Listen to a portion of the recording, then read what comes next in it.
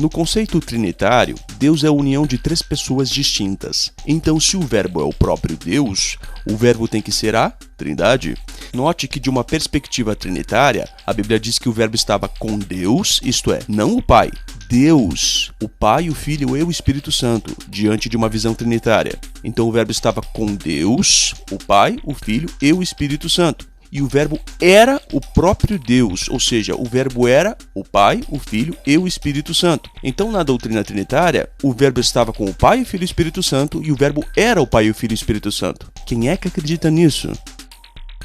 A tradução do Novo Mundo está corretíssima ao traduzir João 1:1 da forma como traduziu. É impossível que Jesus seja o mesmo Deus com quem ele estava junto. Portanto, ele obrigatoriamente tem que ser outro Deus distinto. Essa ideia é apoiada pelo versículo 18 do capítulo 1 de João, onde dois deuses são apresentados distintamente, sendo um desses deuses unigênito, ou o Deus unigênito, ou seja, o único gerado, e o outro é o Deus invisível. Para uma análise mais profunda, veja os artigos sobre João 1:18 no site O Apologista da Verdade. João apresenta dois deuses distintos, porém um deles é criado e o outro não. Então o contexto do capítulo 1 de João mostra que sim, Jesus, embora sendo chamado de Deus em João 1:1, ou seja, um Deus, ainda assim é criado à luz do versículo 18, e também levando em conta as diversas implicações diferentes da palavra Deus na Bíblia. Vamos ver João 1:18. Ninguém jamais viu a Deus. O Deus unigênito que está no seio do Pai,